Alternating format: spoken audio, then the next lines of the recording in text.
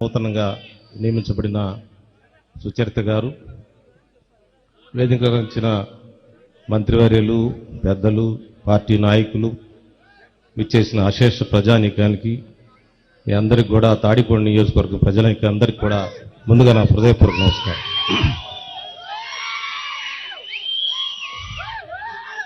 వైఎస్ఆర్సీపీ రాష్ట్ర అధ్యక్షులు జగన్మోహన్ రెడ్డి గారు నిర్ణయించిన అభ్యర్థి సుచరిత గారు.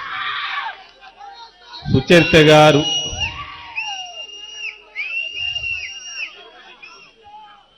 జగన్మోహన్ రెడ్డి గారు ఏం చెప్తే ఈ పార్టీలో అదే జరుగుతుంది, అదే శిరోధార్యం. అందరూ ఆయన నిర్ణయాన్ని ఆమోదించాల్సింది.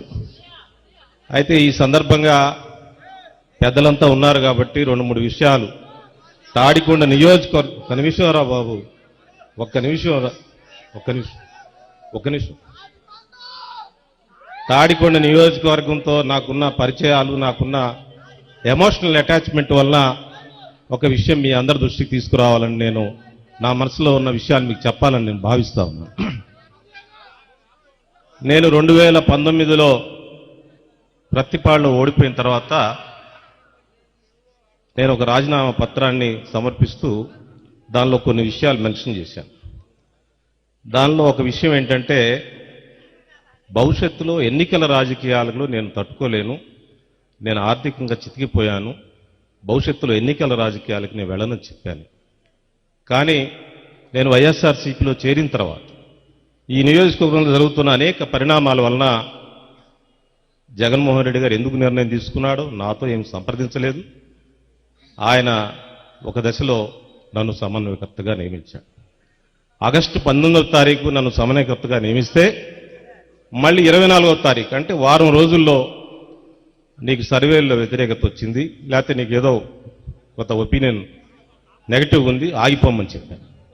అదేం సార్, నేను రమ్మన్నానా, నేను అడిగానా? మళ్ళీ 1 వీక్లో ఎట్లా ఒపీనియన్ మారుతుందని చెప్పి ఆ పెద్దల్ని, నాతో మాట్లాడిన పెద్దలతో నేను మాట్లాడడం జరిగింది. సరే, వాళ్ళు చెప్పే కారణాలు వాళ్ళు చెప్పారు. మళ్ళీ మరొకరిని సమన్వయకర్తగా నియమించారు. అతను ఉన్న టైంలోనే మళ్ళీ ఈ ప్రాసెస్లో మళ్ళీ నన్ను నువ్వు కట్టెస్ట్ చేయాల్సిందే అని చెప్పి పెద్దలు కొంతమంది మాట్లాడటం జరిగింది.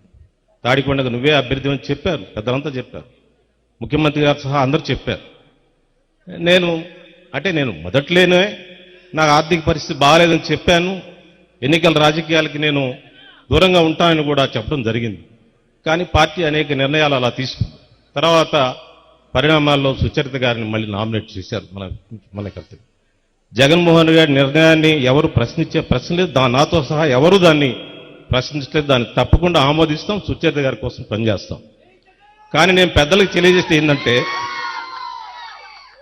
రాజశేఖర్ గారు ఉన్నారు, అయోధ్యరామరెడ్డి గారు ఉన్నారు, బ్రహ్మానంద రెడ్డి గారు ఉన్నారు, పెద్దలంతా ఉన్నారు. నాకేం లేదు, ఒక్కసారి సీఎం గారిని చూసే అవకాశం నాకు కల్పించమని అప్పిరెడ్డి గారికి అందరికీ విజ్ఞప్తి చేస్తూ వచ్చే ఎన్నికల్లో సుచరిత గారి కోసం పనిచేస్తానని తెలియజేస్తాను.